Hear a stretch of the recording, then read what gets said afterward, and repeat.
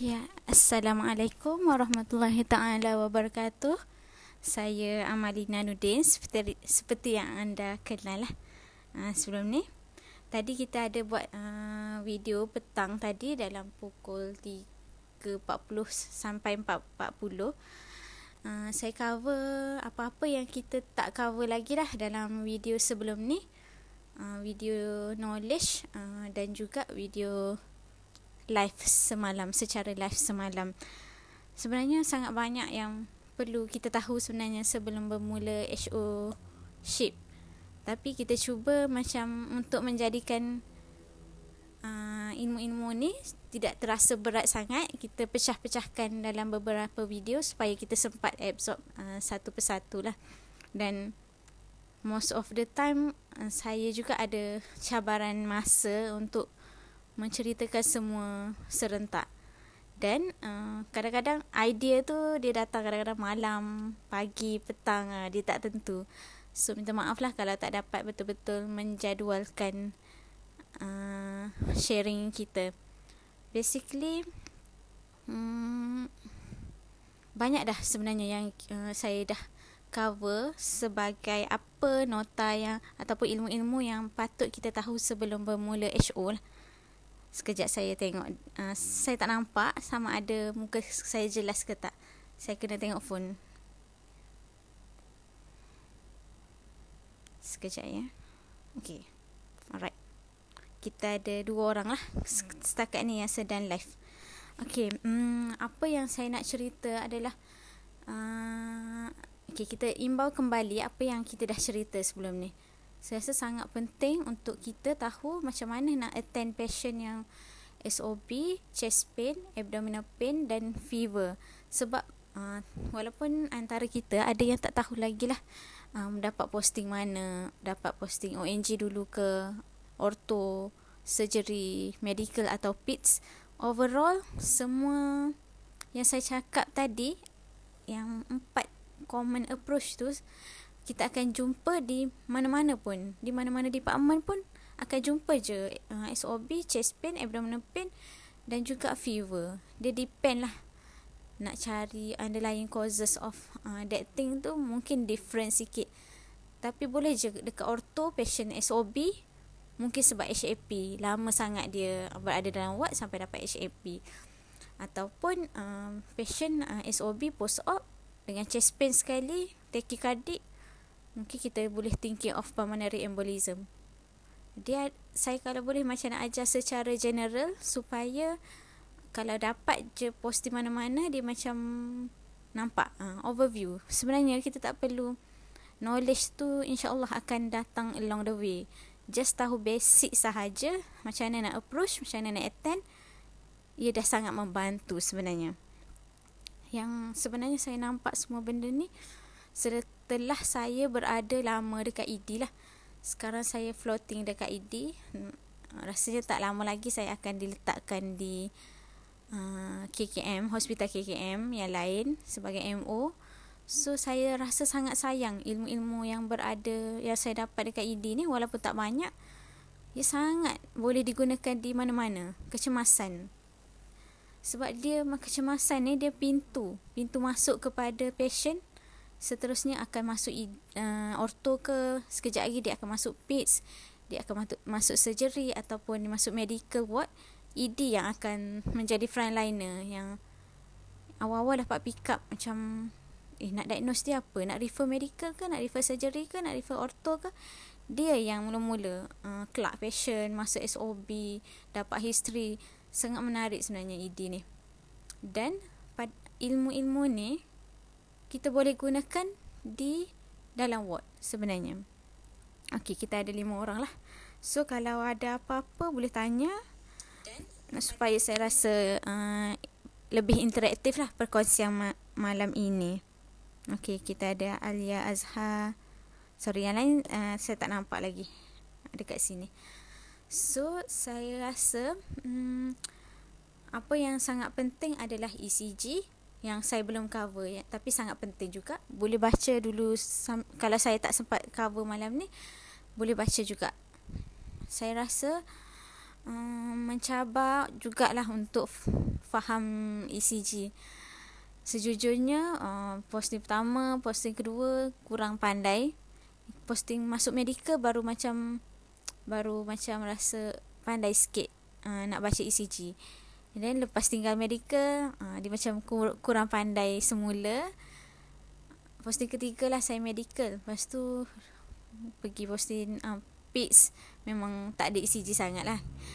Lepas tu akhirnya surgery, jarang juga pandai tengok yang biasa je. So ED ni saya banyak betul-betul macam lebih nampak lah apa yang perlu kita tengok secara sistematik tentang ECG. So ECG penting, ABG, VBG. Kalau common case yang selain SOB, chest pain fever, abdominal pain, benda lain yang kita macam sangat menarik untuk kita baca juga adalah approach to altered mental status, seizure. Yang tu sangat penting. Macam kalau tahu, menarik lah untuk kita macam meroll out dan tanya history.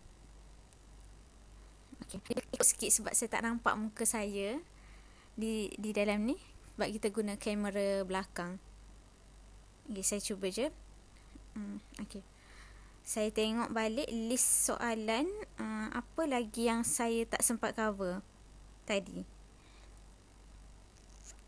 Okay, most of us memang sangat nak tahulah macam mana nak refer, macam mana nak request radiologi. Lepas tu okay, macam mana nak review, kita dah ada video sebelum ni.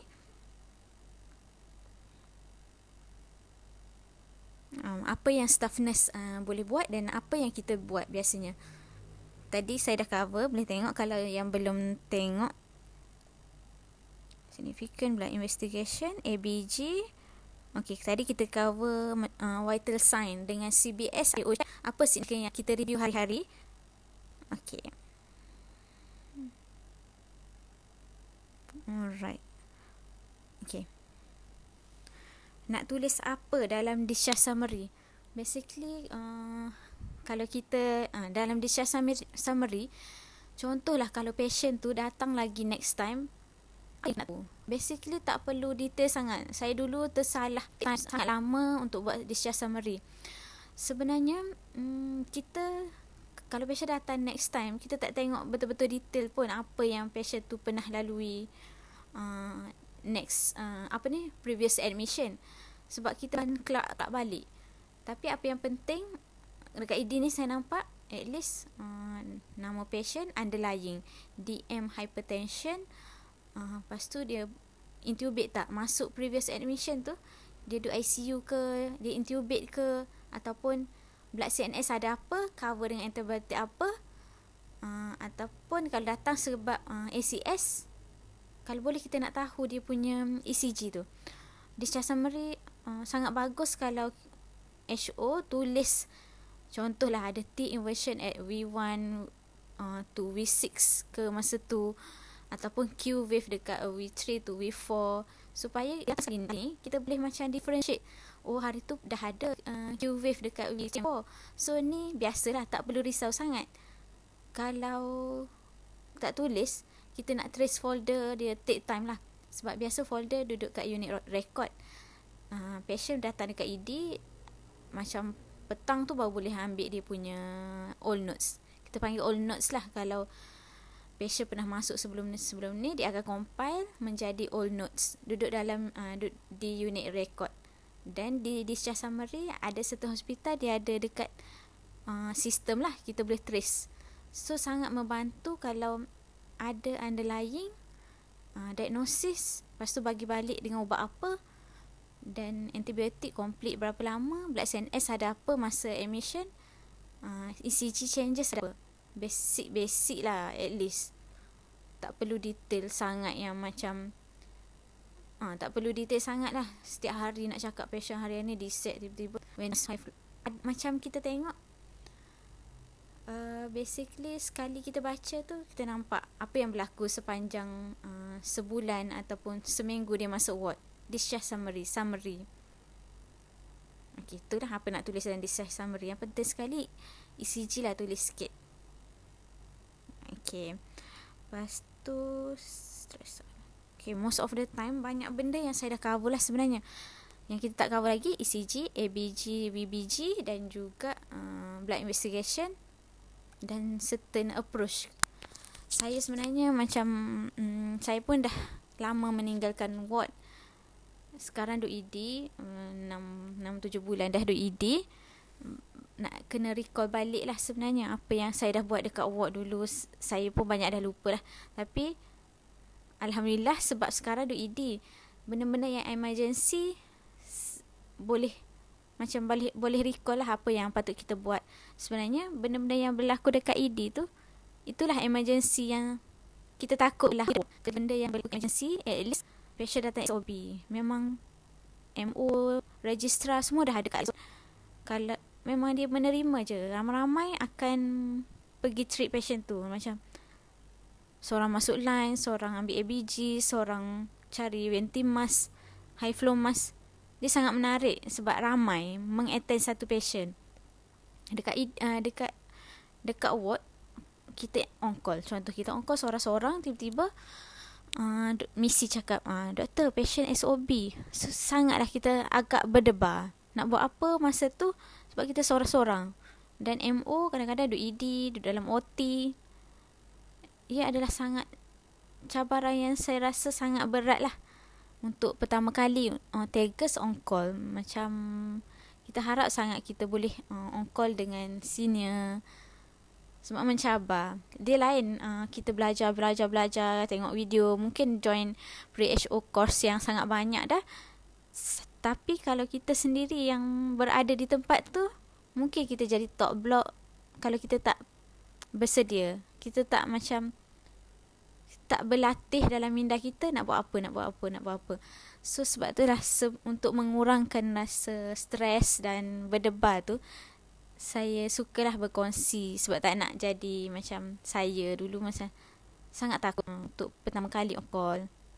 Kalau boleh kita nak share supaya adik-adik ni lebih bersedia. Okay. So kita kalau ada saya silap ke, boleh double check balik fakta-fakta ni based on experience dekat ED macam ni lah biasanya. Contoh kita try buat nota lah kat sini. Sekejap ya. Okey ke? Boleh komen kalau ada soalan ataupun tak jelas ke, boleh komen. Kita mula-mula kita bermula di saya rasa kita dah approach sebenarnya. Kita dah buat sebelum ni SOB chest pain. Cuma nak lagi nampak. Saya harap kita boleh recall lah. Ini recall balik dengan laju supaya lebih organize kita punya talk. Sebab hari tu saya banyak cerita pasal macam mana nak review differential. Ni macam kita buat laju-laju supaya kita nampak nak inform MO macam mana. Kita try buat dari segi praktikal. Okay. Sekejap saya kena tengok di phone satu lagi. Kadang-kadang tak nampak komen dekat sini.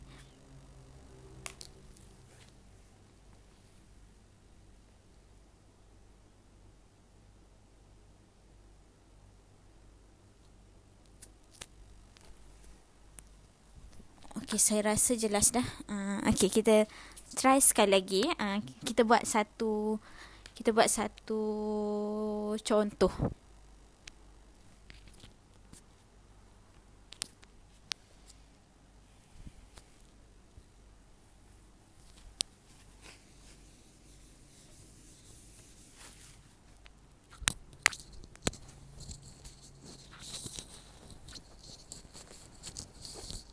Okay.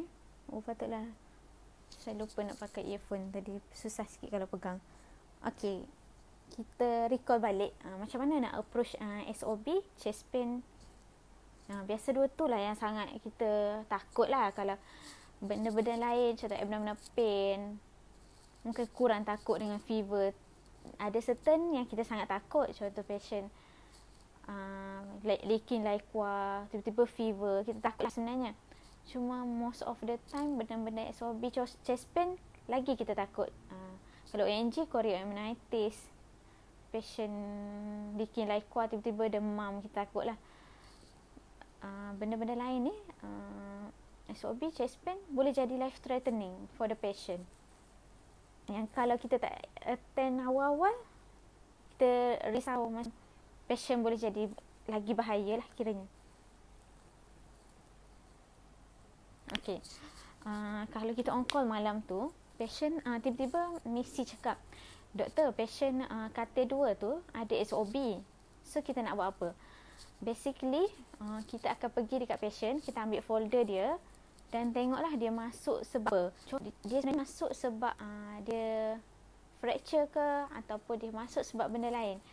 Dia masuk ward sebab UTI contoh. Tiba-tiba dia ada SOB. Apa yang kita boleh buat adalah kita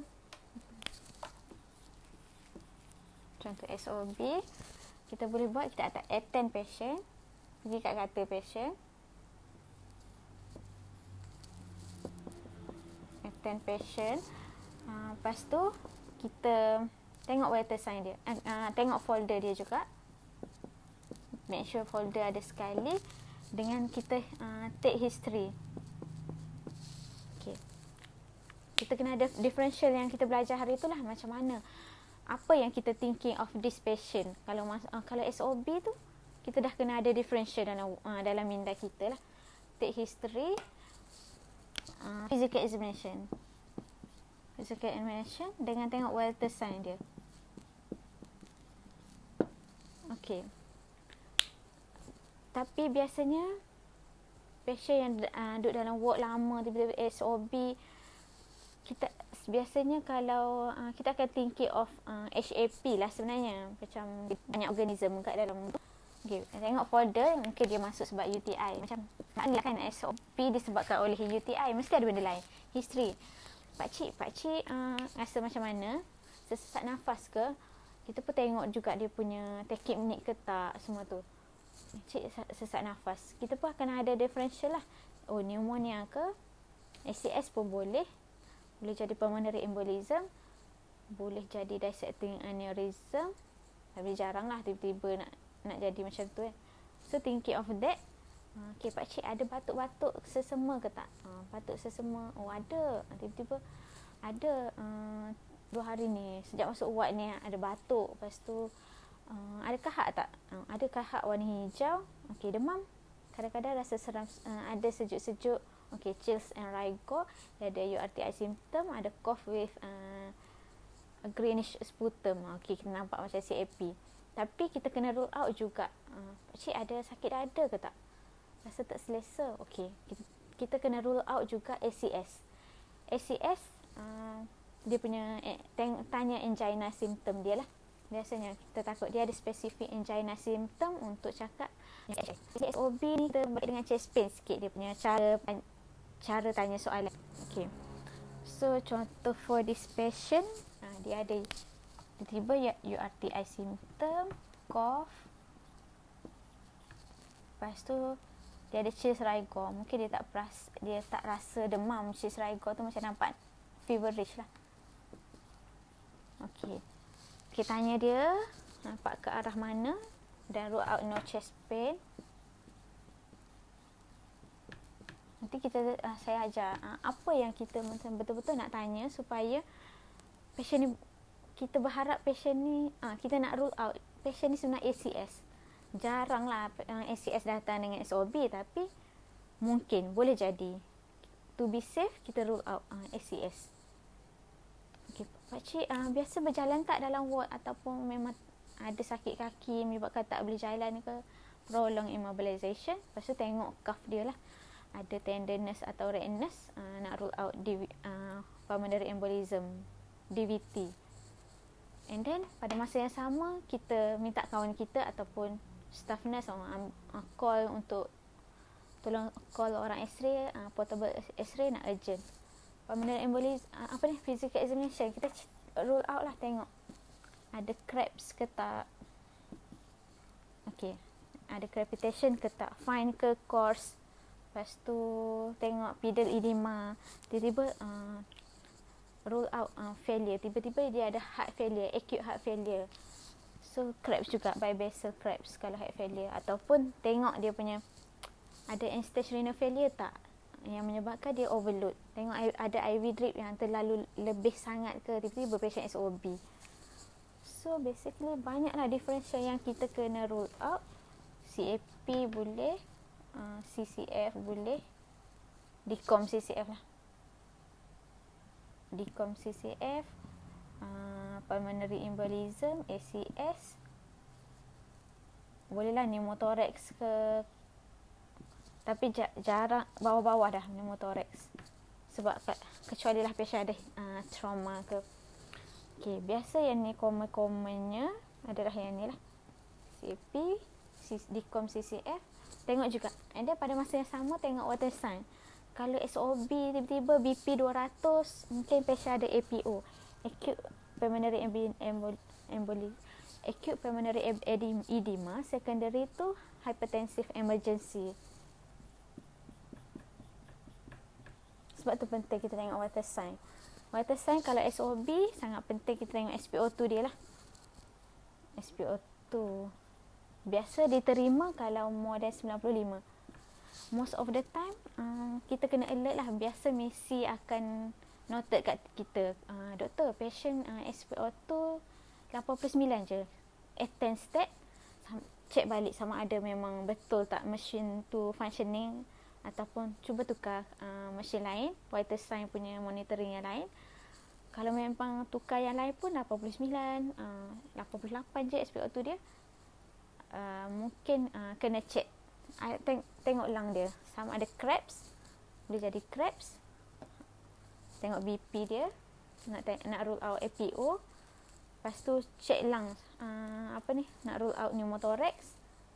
Tanya chest pain untuk rule out ACS. Pulmonary embolism ni biasa datang dengan SOB, chest pain dan juga teki, sangat teki.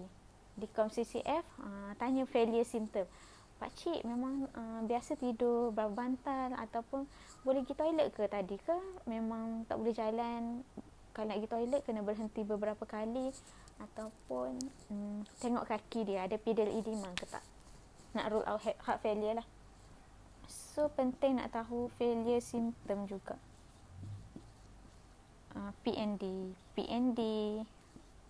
so check ortopnya, bantal tidur biasanya. Lepas tu lower limb swelling. So once kita macam tanya benda-benda ni, kita sedang merule out lah semua benda ni. Tapi for this patient nampak macam CAP lah dia punya simptom tu, nampak CAP. So kalau SpO2 dia, doktor SpO2 dia 90, okey, akak ambil Nesoprong, bagi Nesoprong for this patient. Ada fever tak, tengok water sign dia, check water sign. Kak check ada fever ke tak. Tiba-tiba patient contoh ada temperature dia 38. Okey, nampak suggestive of pneumonia lah sebenarnya.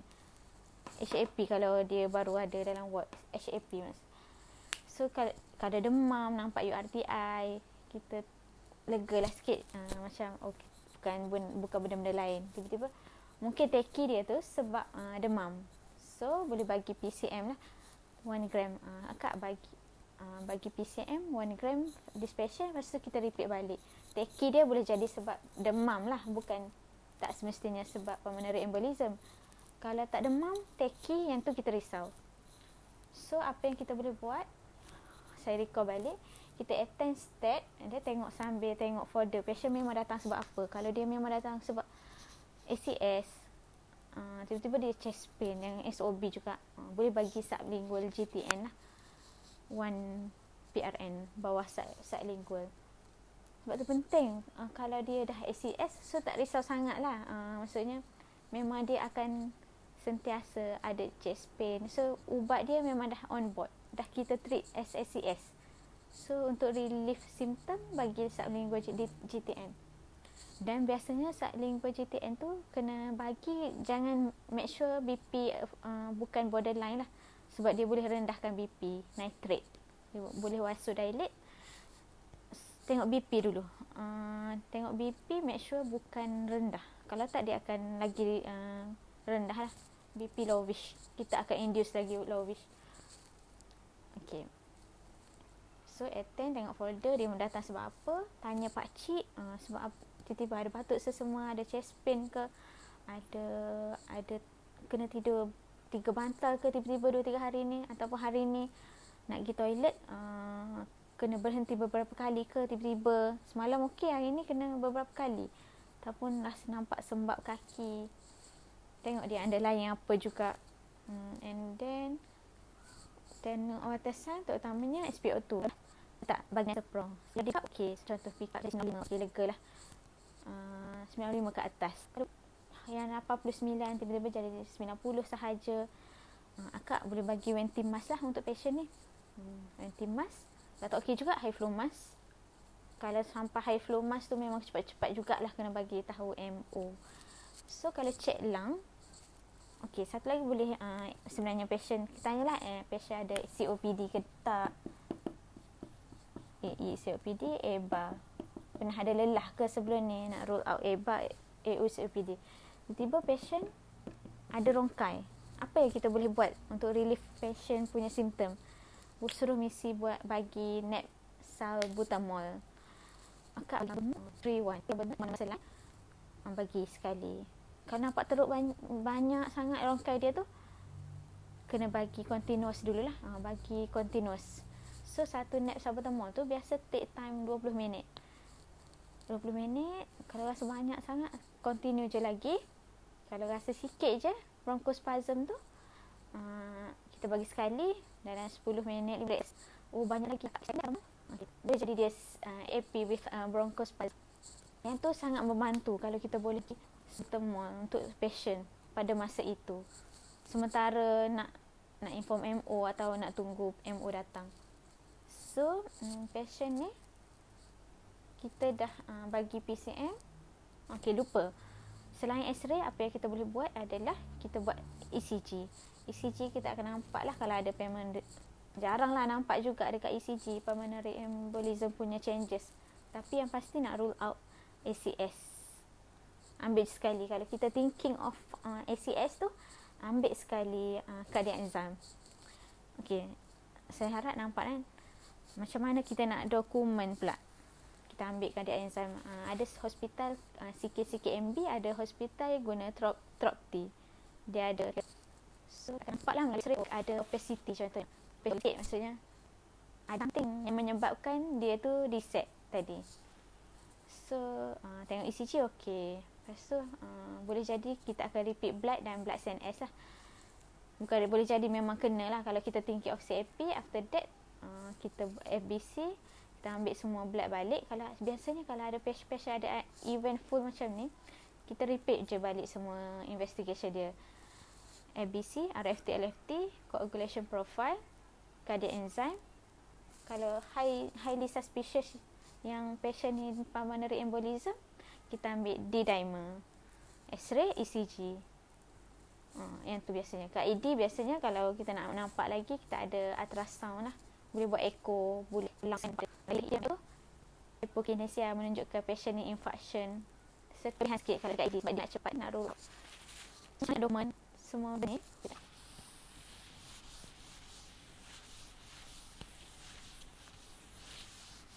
Membantu tak ke saya mengulang benda yang sama? Saya rasa sangat penting kan ni. Boleh ulang banyak kali pun tak apa. Okey. Kita tulis dalam folder patient. Okey, kita nak info apa kat MO. Jangan lupa biasa kalau patient reset macam ni, kadang-kadang SpO2 85, jangan lupa ambil ABG. Kena ambil ABG dan MO nak tahulah ABG tu kena tulis under, masa tu kita ambil under room air ke, under Ventimas ke, under high flow mask. Sebab bacaan dia boleh mempengaruhi lah. Biasanya kita tak adalah macam tunggu patient sekejap nak ambil ABG, nak on waiting mask, patient jadi lagi selesa. Kita ambil je under waiting mask, walaupun masa tu dah under waiting mask, so dia ada spesifik yang kita boleh agak lah. Saya lupa nak cakap, kena kira lah RR, respiratory rate masa patient take minute tu. Tengok dia guna aksesori masa ke tak, dan dia speak full sentence atau short sentence atau words. Kena dengar. Pakcik, tiba-tiba dia cakap, pakcik sakit dada, macam words lah. Okay, kita belajar macam mana nak dokumen apa yang berlaku pada masa itu. Okay, sebelum tu saya nak cerita sikit lah apa typical angina symptom. Kita betul-betul nak rule out yang patient ni ada ACS ke tak. Dia masuk sebab UTI. Lepas tu underlying DM, hypertension, dia seorang high risk jugalah. So, pakcik ada sakit dada tak? Rasa tak sedap bernafas. Rasa tak selesa dada. Okey, dekat mana? Cik tunjukkan dengan satu jari dekat mana sakit dada tu. Rasa tak selesa. Tiba-tiba dia tunjuk dekat kanan. Okey. Kanan tu tak sangat tak suggestive of angina, tapi boleh jadi. Biasa yang memang typical angina symptom, dia akan central ataupun left sided, related to the left shoulder. Boleh jadi dia scapula, dia rasa sakit left scapula, dia rasa tak selesa, burning sensation dekat neck, dan juga nauseated. Lepas tu peluh-peluh, diaphoresis, macam tu sangat typical. Lepas tu dia rasa heavy in nature, dia macam ataupun burning sensation of chest discomfort tu. Kadang-kadang dia tak pandai nak cakap, dia rasa bukan sakit tapi tak selesa, tapi rasa panas. So left sided, ada numbness juga, nauseated, diaphoresis. Berlaku biasanya boleh jadi dekat masa rest ataupun baru lepas buat kerja berat sikit. So jangan lupa nak tanya benda-benda ni lah. Okay, macam mana kita nak dokumen? Mula-mula kita dah ambil semua blood semua tu, nak ajar macam mana kita nak inform MO. Contoh, kita pun inform kalau kita sedang ambil darah ke apa semua, ataupun sedang tolong bagi nap ke semua tu, so orang kena tolong inform MO lah. Okey, contoh. Okey, Dr. Halim, contoh MO tu nama Dr. Halim, dia MO lah, on call lah kiranya. Dia duduk tengah dekat ED ke, duduk tengah mana-mana ke.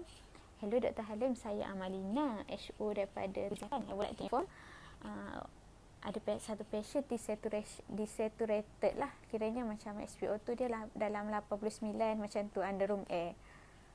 Okey, present, dia akan suruh present kes apa. Okay, patient 50 years old, Malay gentleman, underlying DM, hypertension and end-stage renal failure ke apa-apa lain. Currently day 3 at our ward, treat as day 3 compatible. So suddenly pukul 8:30 just now, staff nak inform patient reset. SpO2 masa tu 90. Lepas tu dia SOB, complaint of SOB. Complaint of SOB, otherwise no chest pain. Lepas tu patient ada URTI symptom juga, and then dia ada cough with greenish sputum. SpO2 80 under room air. Okay, otherwise patient ada chest and rigor, D-night fever, no more UTI symptom, no abdominal pain, no diarrhea, no vomiting. Patient denied chest pain, dia occur at rest lah, SOB dia tu occur at rest. Lepas tu patient denied no orthopnea, no PND. Okay, saya buat BP dia 120/80, temperature 38 lah, SpO2 90 under room air. Saya bagi ventimas, saya bagi Nexaprom pick up lah 95. Saya buat X-ray, nampak ada opacity over the right lower zone dengan ada crepitation. Lepas tu ada juga occasional ronkai. Saya bagi naps times 1. Currently no more ronkai lah. RR initially 30, lepas tu after nap dengan after give Nexaprom improving. dalam 22 lah currently so but patient still can speak full sentence lah. Improving, claim improving. No chest pain doktor, no diaphoresis, no nausea lah. Lepas tu buat x-ray ada ni, and then buat ECG no ischemic changes. So kita continue nasal prong ke doktor? Lepas tu dia cakap dia akan datang tengok. Okey, dia akan datang tengok. Biasa dia akan nak tahulah ABC repeat berapa. ABC masa datang 12, currently 18 doktor. Lepas tu RFT LFT pending lagi, baru hantar. Platelet berapa, HB berapa, white cell increase tu dia nak tahu biasanya. Leukocyte berapa banyak, neutrophil berapa banyak. Contoh predominant neutrophil menunjukkan adalah bacterial infection lah. Lymphocyte predominant viral. Biasanya kita akan nampak lah kalau white cell 18 ke tinggi tu, neutrophil mesti 75, lymphocyte 25 macam tu. Kalau denggi kita akan nampak 50 lymphocyte. Kalau demam sebab denggi lah, neutrophil kadang-kadang 35. Benda lain ada eosinophil sikit. Dia sangat penting juga nak tahu lymphocyte adalah viral. Kalau dia predominant, neutrophil bakteria. Kalau dia predominant, nampaklah pneumonia ni sebab bakteria. Macam mana kita nak tulis dokumen kalau ada isu yang macam ni? Kita akan tulislah dekat folder dia, entry. Ni contoh saya tulis ringkas-ringkas pukul 8.45. 8.45 hari ni 16 hari bulan 7 20. Okey, inform by staff nurse, patient SOB, attended stat. Okey, macam upon my review, patient SOB, difficult to breathing lah. Cakap yang apa yang kita nampak, apa yang kita kelak. Patient ada SOB, no chest pain, ada URTI symptom. Tulis balik. Ada URTI symptom, ada feverish, dia rasa demam, greenish sputum, URTI symptom, no chest pain, no UTI symptom, no diarrhea, no vomiting lah, no diaphoresis. So on examination, patient alert, conscious, CRT less than 2 second, take hypnic, RR 30, warm periphery. Nak make sure patient tak shock ke hypoperfusion. BP berapa? Tulis balik yang kita tengok tadi. Temperature 38, BP 120/80, pulse rate 100, lungs ada occasional bronchi dengan crepitation over right lower zone.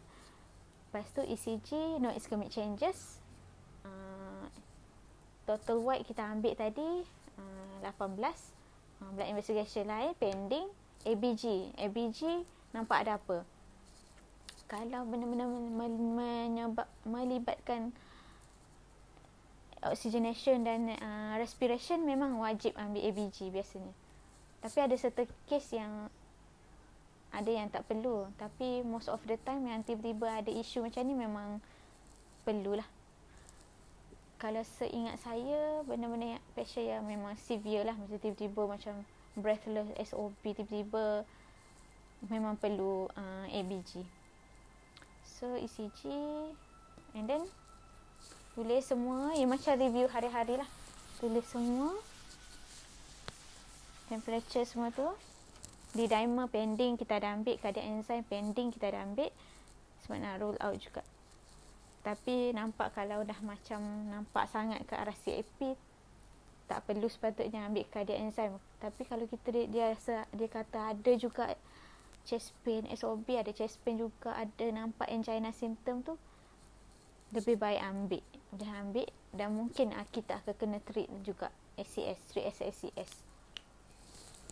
Okey, akhirnya plan kita, kadang-kadang MO tak sempat datang lagi, dia akan bagi plan siap-siap. discuss with Dr. Halim. Okay. Continue. Okay. Put patient on Nesapron. Nesapron 3 liter per minute. Tag PCM yang kita bagi tadi 1 gram stat. SpO2 monitoring. Keep SpO2 more than 95. So 95 ke atas tu adalah diterimalah patient. Contoh 95, 96 kita tak risau. Kalau tiba-tiba patient 92, nanti misi akan balik. Monitor stat and regular lah biar kita nampak patient dah nak ke arah demam ni. And TDS atau QID. Biasa kalau demam sekarang ni, nanti dia akan demam lagi lah. Tag PCM 1 gram stat and TDS ataupun QID. Ada certain doktor dia suka bagi TDS je. Kalau QID tu frequent sangat dia cakap. So patient continue je plan sebelum ni. Continue, contoh dia IV cefuroxime. Sorry tulisan saya tak cantik. Continue IV cefuroxime. Start. Kadang-kadang MO suruh start kan. Start IV augmentin. Saya tak ingat dos, rasa 1.2 gram. Start IV augmentin. TDS. Tap azithromycin. Dia macam kata ingat dos ni, kita boleh sentiasa dah baca dalam buku. Kadang-kadang tanya, orang selalu serve. Kita boleh sentiasa tanya lah kalau tak ingat sangat dos. Lebih baik ingat, tapi kalau tak ingat pun tak apa. Along the way kita akan ingat lah sebenarnya. Start augmentin azithro, start IV drip. Tiba-tiba macam nampak dry. IV drip 2 pint normal saline over 24 hours. Atau lepas tu kalau dia ada DM, check CBS. Okay, jangan lupa tadi kita tulis tepi ni tahu apa yang kita ambil. ABC, RFT, LFT, blood CNS, CRP, cardiac enzyme, D-dimer, ECG. Tulis apa yang kita order. So tick lah kalau apa yang kita ambil ni. So macam ni lah biasa yang documentation yang kita akan sentiasa tulis. Setiap benda kita order ataupun kita buat, kita attend patient, kita discuss dengan MO mana-mana, kita tulis apa plan dia. So tak adalah orang, kalau kita lupa nak tulis, tiba-tiba orang hari ni patient on room air, tiba-tiba esok kawan kita datang, kenapa tiba-tiba patient on waiting mask ataupun Nesapron. Dia belek-belek, dia tak nampak any documentation. Dia nampak orang review pagi semalam je. Tak nampak apa yang berlaku malam tadi pukul 8.45, apa yang berlaku masa kita on call ni. So sangat penting untuk kita tulis supaya orang esok tahu apa yang berlaku malam ni. Macam kita jugalah, untuk menyelamatkan kita yang kita attend this patient. Kalau tak, apa-apa yang berlaku pada patient, kita baca collapse. Orang macam rasa dalam misi punya documentation noted to Dr. A, noted to Dr. B. Tapi kita dah attend, kita dah bagi dah nap semua tu, tapi kita tak dokumen. Tu satu kesalahan lah. Setiap apa benda yang kita buat, walaupun kita CBS ke apa semua, cek lang ke semua, kita kena dokumen. Inilah cara-cara dokumen. Dia tak kisah je, asal kita selamatkan diri kita dengan dokumen menunjukkan kita bekerja, kita berbuat sesuatu dan kita discuss dengan doktor. Okey, membantu tak? Okey, alhamdulillah, Kila cakap membantu. Saya memerlukan komen-komen supaya saya tahu apa lagi yang saya perlu cakap. Okey, saya nak cerita sikit. Saya kurang pandai juga ABG, tapi boleh tahu sikit-sikit apa yang MO nak tahu. Boleh cerita sikit-sikit apa yang NS ataupun MO nak tahu kalau kita inform dan refer.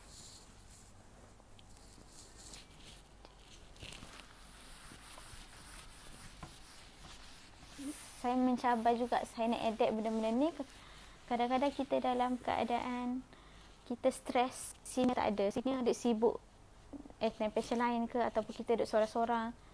Masa kekalutan tak ada orang nak betul-betul properly ajar kita. Tiba-tiba seorang ambil darah, seorang enter x-ray, seorang isi borang. So kalut-kalut semua tu, seorang akhirnya sini aja menulis. Dan kita tak tahu, kita baca kadang-kadang kita tak nampak sangat, kena ada orang ajar baru kita nampak, oh kena tulis ni. Saya harap membantu perkongsian saya ni sedikit. Lama-lama korang akan adapt lah dengan benda ni. Untuk mula-mula tu sangat mencabar. Okay. ABG. Kita tahu basic lah. Dia student yang senior NS, dia lagi pandai lah ABG ni. Yang ni kita just beginner.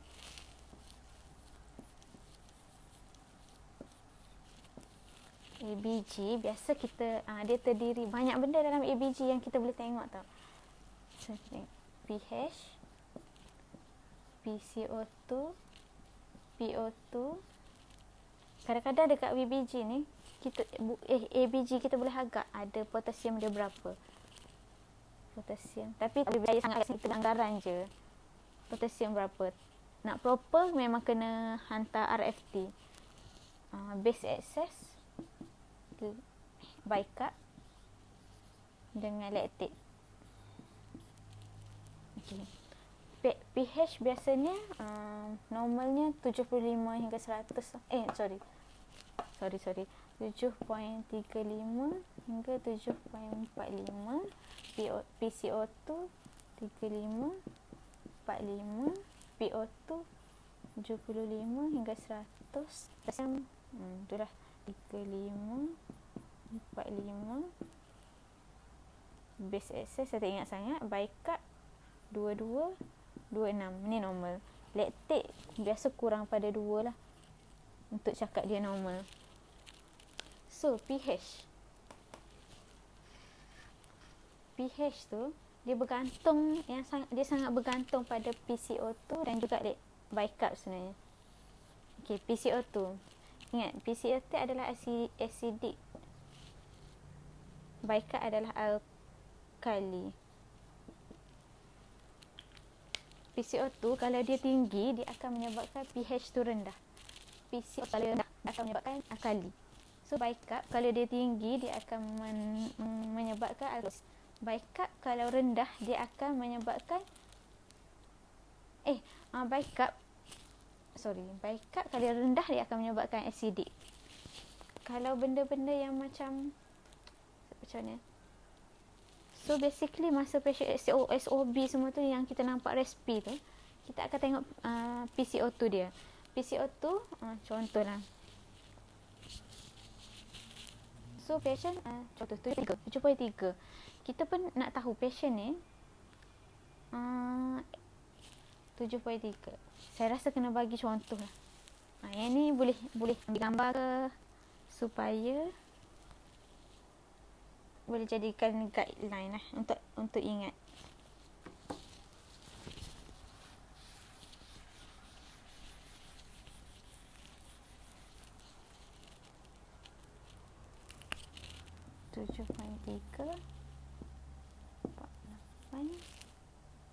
Foto dia ambil atasnya apa?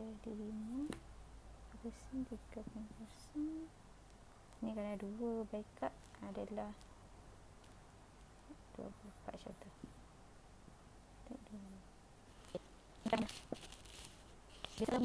Dia tengok ABG ni dan VBG tu sangat penting kita tahu kes, sebab cara denggi spesifik ada benda lain yang kita nak tengok. Kalau respi kita nak tengok benda lain, benda serta benda. Acidosis, kita pun tengoklah acidosis dia ni disebabkan oleh PCO2 tinggi ataupun bicarb yang rendah. Biasa dua tu je. So kita akan nampak, PCO2 dia tinggi, ada CO2 retention. Ini yang menyebabkan dia menjadi rendah. So kita nampak sangat ni adalah respiratory acidosis, sebab bicarb dia sangat cantik lagi. So ni respiratory acidosis.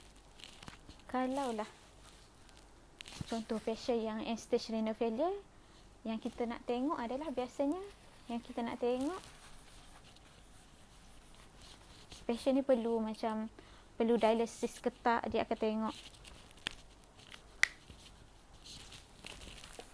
Contoh, kalau patient yang end stage renal failure, PCO2 dia 35, bicarb dia 11. Tak nampak? PCO acidosis tu disebabkan oleh bicarb yang rendah. Bicarb adalah alkali. So dia rendah, dia akan menyebabkan acidosis. So nama ni adalah metabolic acidosis. Sebab tu sangat penting. Kita kadang-kadang orang bagi je ABG tapi kita tak tahu kes, kita susah nak tengok. So sangat penting untuk kita tahu kes dan juga supaya kita tahu kita nak tengok apa. So tadi memang CO2 retention lah. Acidosis disebabkan oleh CO2. Contoh 35, 48. Ni dia normal lagi. Macam tu. So biasa kalau kita refer NS ataupun inform our MO lah kiranya. Biasa NS sangat nak tahu benda-benda ni. Benda-benda ni je dalam kita punya ABG ni, kertas ABG sangat banyak information. Sebenarnya kalsium dia tak nak tahu sangat lah. Dia basically dia nak tahu potasium pun dia tak nak sangat melalui. Contoh, doktor saya ambil ABG patient tadi yang di set tu, ada adalah result dia. Patient ada respiratory acidosis, CO2 retention. Okey, pH dia berapa? pH dia 7.3, PCO2 48 lah. Rest PO2 pun low. PO2 low 65 sahaja under Wentimas. Macam under Nesoprom ke low je doktor, 65 je. Sebelum ni ada orang pernah ambil okey je, dia punya baseline 75, 80. So ni adalah low lah bagi dia. Potasium dekat ABG 3, kadang-kadang tak percaya sangat. So tak kena lagi lah, tunggu yang formal. Unless kalau tiba-tiba 5.8, biasa tinggi kat sini dia cuba percayalah, macam cuba berhati-hati buat ECG, tengok ada T tall tented T wave, and then kita bagi lytic cocktail lah. Sebab nak tunggu yang normal, yang formal tu lama sangat. So kita bagi times 1, lepas tu repeat VBG ke. Tapi jarang lah kita, kalau rendah kita tak correct melalui ABG ni.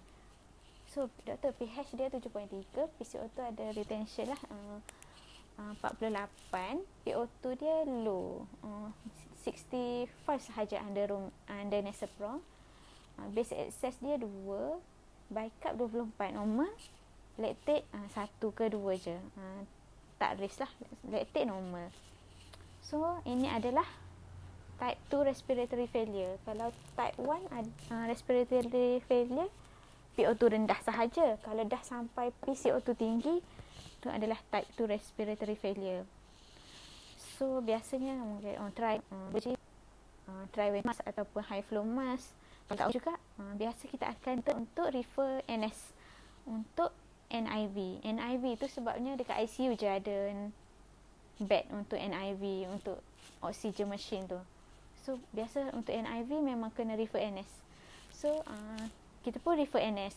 Dr. Hong, saya HO daripada medical ward. I would like to refer a patient for NIV. Ini view of patient ada type 2 respiratory failure lah. Patient 50 years old, Malay gentleman, admit our ward for UTI. Completed on day 3 cefuroxime. Suddenly at 8:30 patient deset, and also tachypnea lah, noted SOB. Itu 7.3, PCO28, PO2 65. Base at bicarb 24 normal lah. Biasa lactate 2. Okay. Currently patient on high flow mask. Kita repeat balik ABG pun dia punya PCO2 55 worsening doktor. So we like to refer for NIV lah. Lepas tu dia NS akan datang. So dia review, and then dia kita tengok plan dia. Mungkin dia akan cakap booking ICU ataupun booking HDU yang ada NIV. So sangat penting ABG untuk pasien-pasien yang respiratory problem. Okey, jelas tak setakat ni? Benda-benda kalau lama jugalah nak adapt, nak faham, sebab mencabar juga macam. Okey, empat orang istiqomah. Terima kasih. So, apa lagi yang kita nak belajar? Apa beza ABG dengan VBG?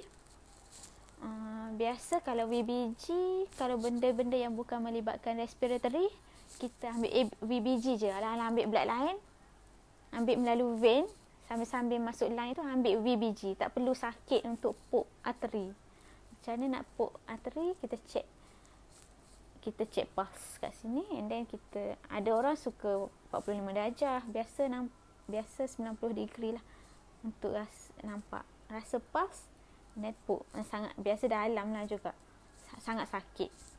So kalau patient tak melibatkan respiratory, janganlah tiba-tiba nak ambil ABG, ambil VBG pun cukup. Alah-alah ambil blood line sambil nak masuk line. So dalam VBG, apa yang tak accurate sangat adalah PO2. VBG, lupa. VBG kadang-kadang 30. Kita tak tengok sangat PO2 dalam VBG. Kes-kes yang kita tak nak sangat tengok saturation arteri dia punya berapa, kita jangan ambil lah ABG. Kita ambil VBG sahaja. Macam dengue, end-stage renal failure, nak tahu perlu dialisis ke tak, DKA, VBG pun dah cukup. Okey, satu lagi biasa SP. Kat sini kita nak tahu SO2 juga. SO2. Kita nak sure betul ke VBG ke ABG yang kita ambil. Biasa kalau 98, 95 itu adalah ABG lah, SO2. Kalau tiba-tiba kita rasa kita ambil ABG, tapi kat SO2 ni 35. So betul lah. So tak valid lah PO2 ni. Mungkin kena repeat ABG. Kalau yang SO2 98, 95 memang betul-betul ini adalah memang sangat teruk lah. Kalau kat sini 98, 95, PO2 dia 30. Dia sangat-sangat teruk lah ni. Ataupun mungkin mix feature. So mungkin kena repeat balik. Sebab unlikely lah dapat PO2 30. Kalau kadang-kadang 50 ke atas. Biasanya. Okey. Jelas tak setakat ni? Okay. Kita kalau ECG saya rasa saya kena masa yang khusus ke, boleh lagi tak nak belajar ABG sekarang? Takut terlalu banyak dah padat.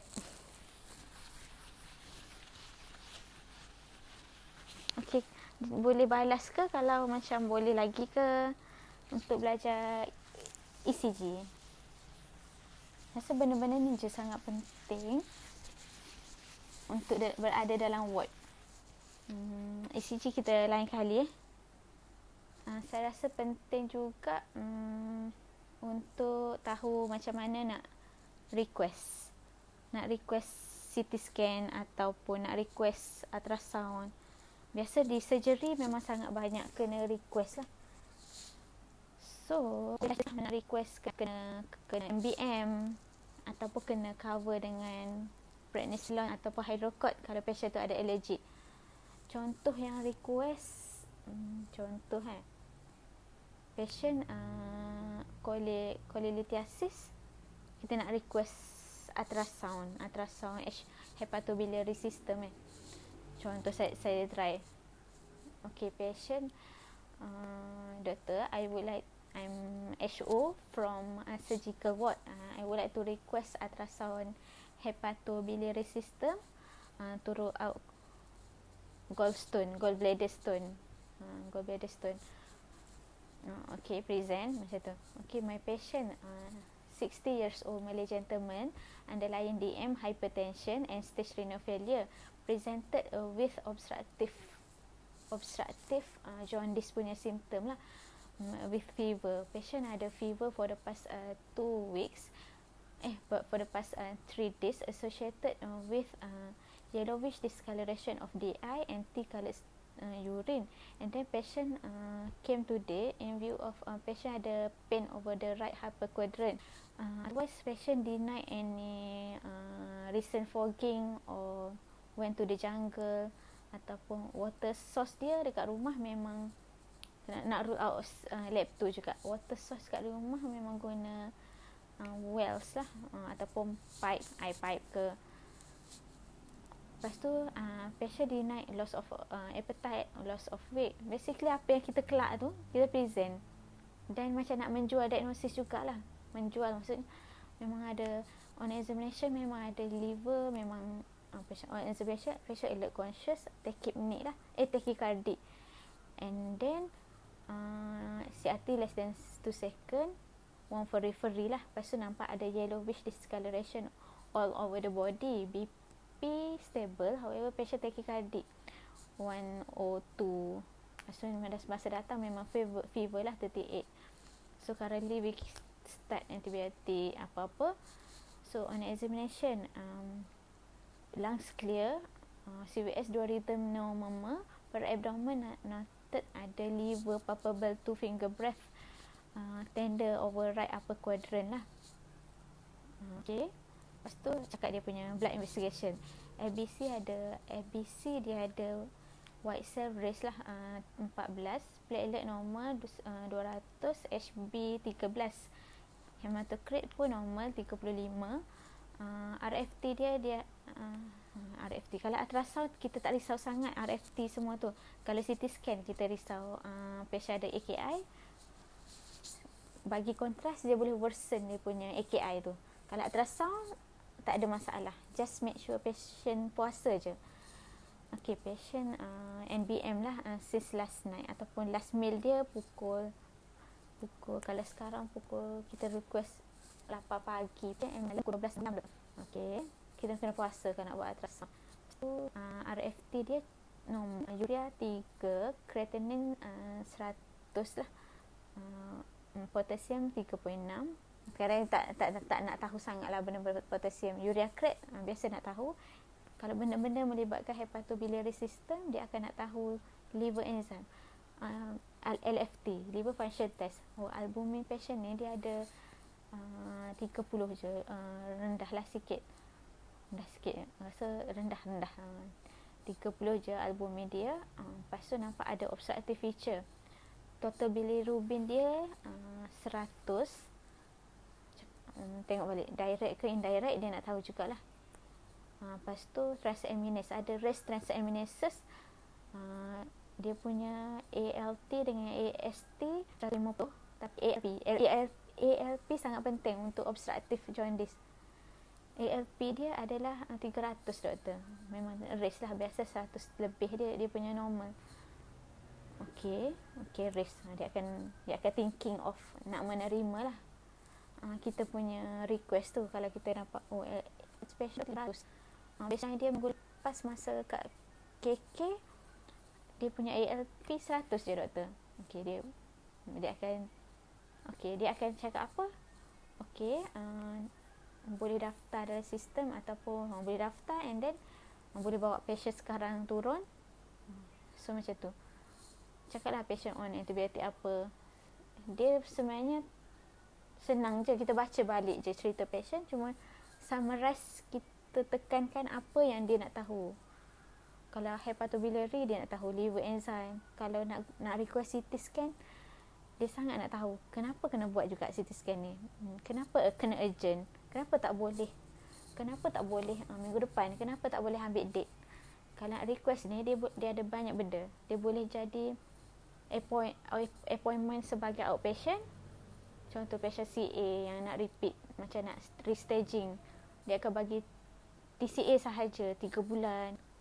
Ada yang early appointment, kita tak dapat urgent. Contoh patient, saya lupa dah, ada early appointment. Yang kita scary biasanya, yang kita sangat berdebar-debar nak minta adalah yang urgent. Nak buat kayaknya, doktor patient ni kita memang nak buat op. Kalau nampak memang ada stone, gallstone, memang nak buat hari ni. Patient saya dah puasa, kita dah cover dengan antibiotik, nama dia dah ada dalam list post op, macam tu contohnya. Kita nak buat urgent for this patient doktor. Dia macam sangat kena tahu kenapa diorang tu kena buat sekarang. Apa yang change management, kenapa bukan esok, kenapa kena hari ni.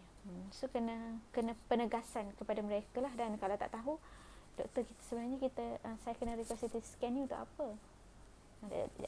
Biasa MO akan cakap lah, patient ni memang kita betul-betul nak tahu. Contohlah ni kes lain, patient ni memang kita nak tahu patient ni ada liver abscess ke tak, nak tengok sebab nak drain guna pigtail, nak intervene, nak surgical intervention lah kiranya, nak buat prosedur kalau ada. Sebab kalau besar sangat tak okey, tak cukup dengan antibiotik, kena masuk pigtail, ada radiologis. So sebelum kita pergi minta apa-apa tu, kita double check dengan MO kita, kenapa kita nak refer as urgent, macam tu. Okey, boleh lagi untuk ECG. Okey, saya rasa berapa saya kena kalau ECG tu saya kena revise sikit. Saya sendiri pun kena revise sebab takut ada tertukar information. Okey, saya rasa banyak dah kita belajar malam ni. InsyaAllah kalau ada lagi request selain ECG, boleh tulis lah. Ada satu lagi saya nak cerita. Tak apalah, next video saya cerita macam mana certain ubat yang contoh laitik koktail, macam mana hypo nak bagi apa. Saya dah tulis nota sikit lah. So terima kasih bagi yang istiqomah tengok. Kalau rasa apa yang saya buat ini bermanfaat, bolehlah ajak kawan-kawan untuk dapat bertanya. Dan insyaAllah kita akan bagi sentiasa video-video lagi, sebab saya nak sangat bantu orang-orang yang ingin saya sebelum daripada resah gelisah sebelum masuk tagging ni. So kalau anda rasa membantu sangat, boleh ulang balik video-video ni dan ajak kawan-kawan untuk daftar jugalah kalau rasa bermanfaat. Okey, nanti kita set masa untuk belajar ECG pula. InsyaAllah kalau esok malam ke kalau free. Okey, Assalamualaikum warahmatullahi wabarakatuh.